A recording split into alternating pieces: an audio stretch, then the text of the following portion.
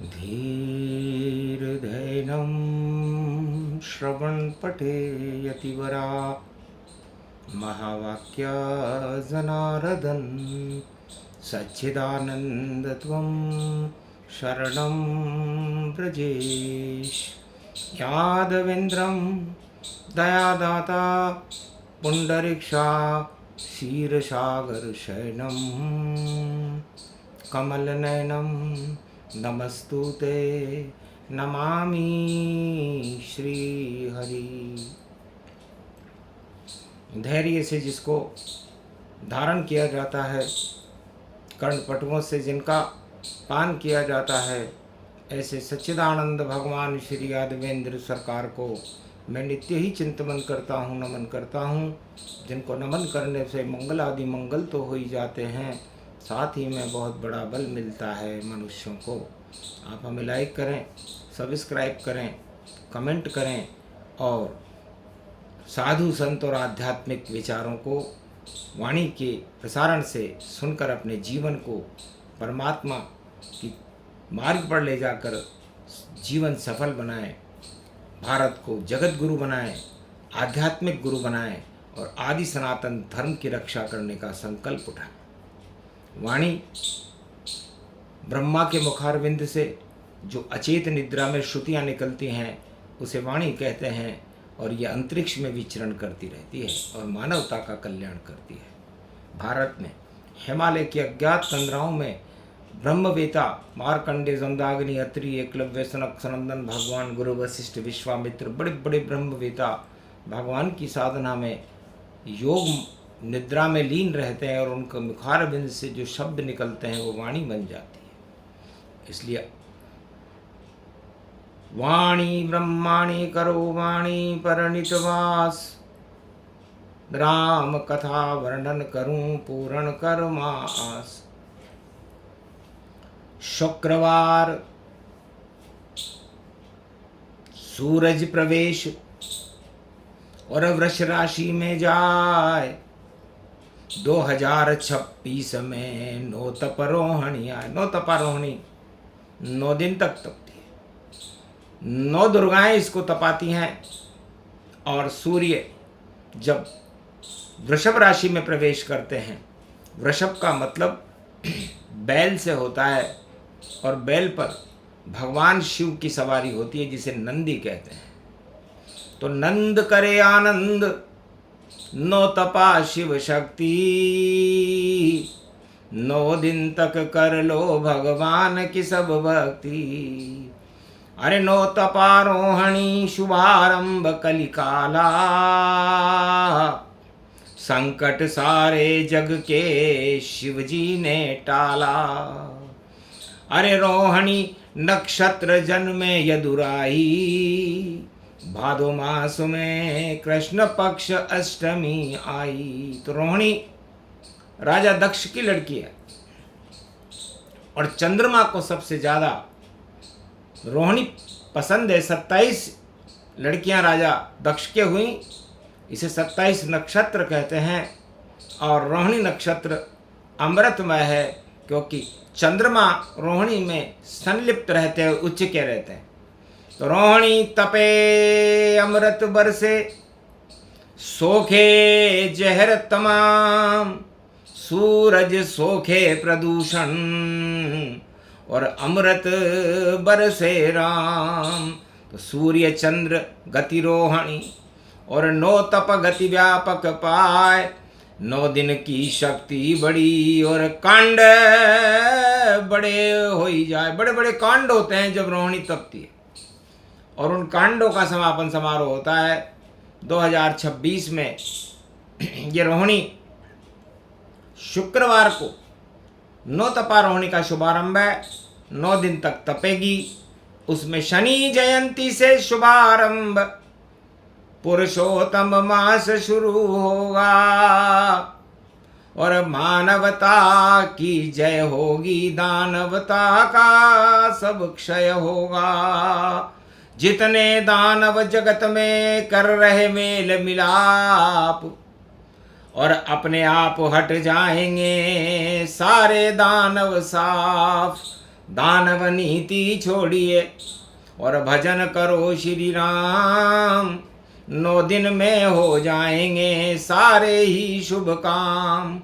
खेतों को फसल दिलाती है और खेतों में फसल लहराती है और वायु दाब को खींच खींच और धरती पे अमृत लाती है। 9 तपा है रोहिणी और 9 दिन करती काम। शक्ति है नव दुर्गा की इसमें और होता है शुभ काम। तो रोहिणी तपे तपाए पुरुषोत्तम में, सूर्य वंश में है श्री राम। और ऐसा कलयुग में आया है 2026 में योग।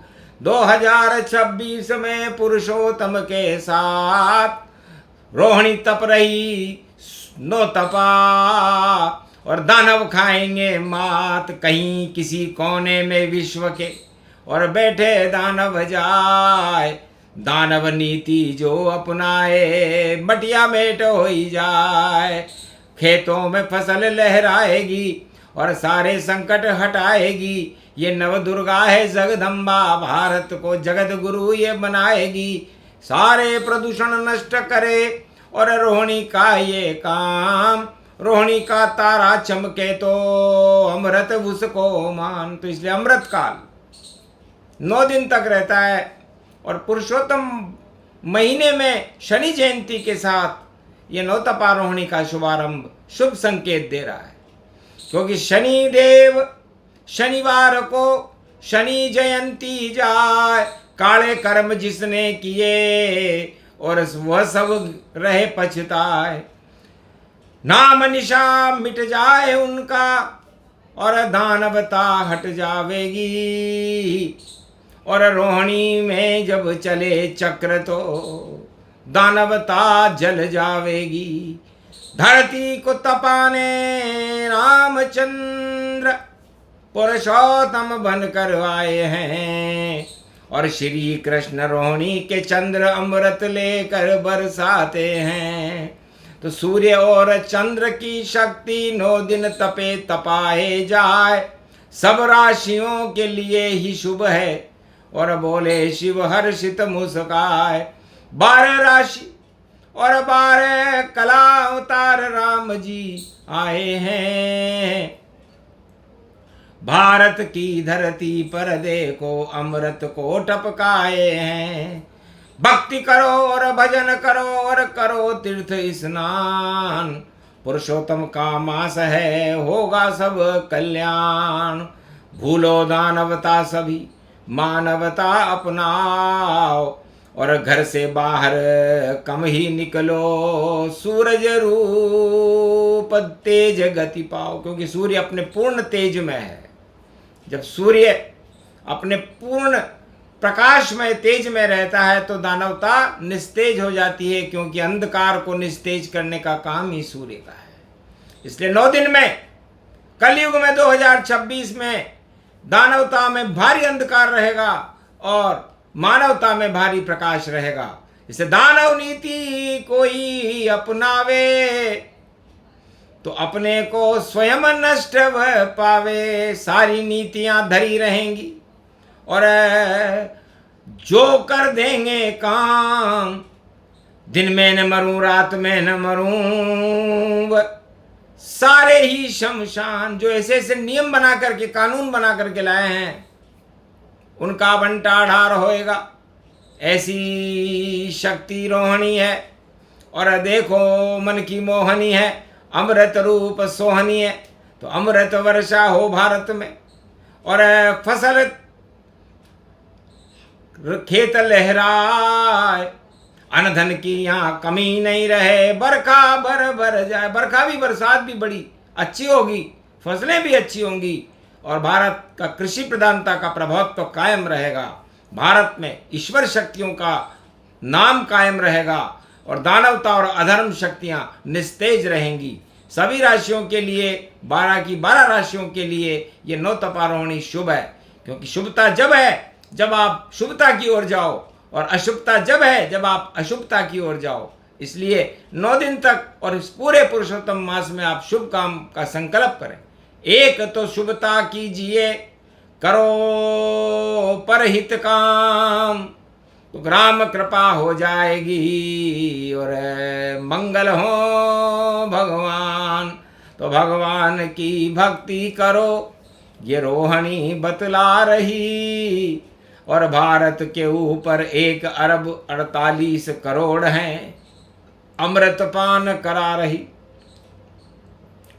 तो पुरुषोत्तम के महीने में भगवान का एक नाम लेने का फल 1 अरब नाम लेने के फल के बराबर मिलता है। ये अधिक मास है, मल मास है, आपके सारे पापों को हटा देगा। और रोहिणी तपती हुई 9 दिन में आपके पापों को जला देगी और पुण्य का अमृत पान आपको करा देगी। जैसे शुभ घड़ी शुभ बेला भारत में, और कर लो अमृत पान। राम नाम की भक्ति करो और करो तीर्थ स्नान। खीर मालपुआ भोग और पुरुषोत्तम के लगाओ, आप भी खाओ सबको ही खिलाओ और मंगल भारत पाओ। कोई आर्थिक संकट नहीं भारत में होगा, भारत को भगवान बचाएंगे और भारत की लाज रखे ईश्वर, ये पुरुषोत्तम खुद आएंगे। तो जहां खड़े भारत में पुरुषोत्तम भगवान, फिर कैसे भारत का होगा कभी न हो अशुभ काम। शुभता भारत में रहे, भारत भवन भगवान, कनक भवन में राम पधारे पुरुषोत्तम भगवान। तो ये पुरुषोत्तम भगवान जो पुरुषों में सबसे उत्तम है और उत्तमता की ओर भारत में राम राज्य का संकेत है। ये ऐसा योग कलयुग में 2026 में पड़ा तो भारत में 21वीं शताब्दी में जो स्वर्णिम शताब्दी है भारत की, और दानवता का समापन समारोह है। अंतिम चरण में है दानवता और मानवता का प्रकाश आसमान में सूर्य बनकर चमक रहा है पुरुषोत्तम में, और 9 तपा रोहिणी तपने वाली है।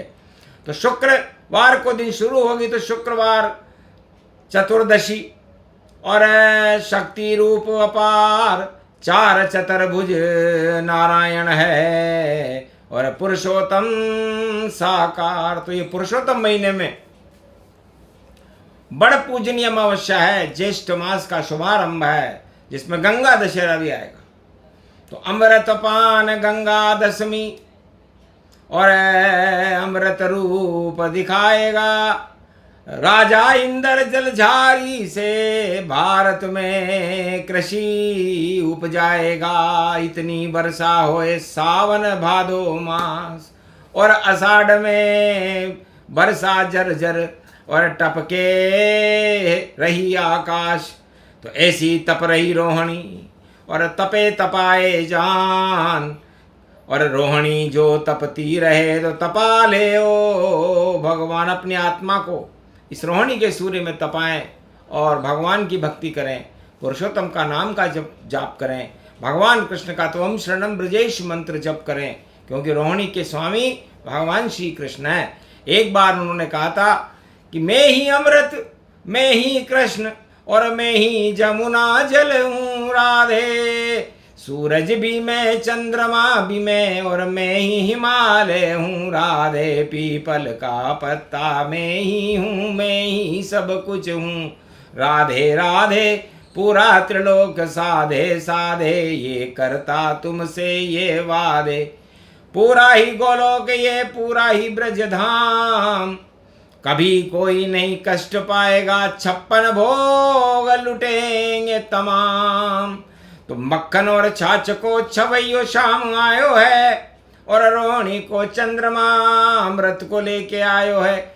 छाछ को छवैयो यो, माखन मिश्री को लुटैयो। ब्रज के पावन धाम में बांसुरी बजायो है।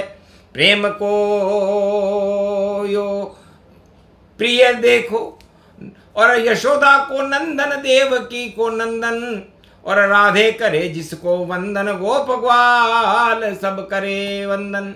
तो गोप ग्वाल ब्रजधाम राधिका और पावन ब्रजधाम, और ऐसी तप रही रोहिणी और अमृत इसको मान। तो ये अमृत काल का समय है। और भारत में भक्तों के लिए बहुत शुभ है, भारत के लिए बहुत शुभ है।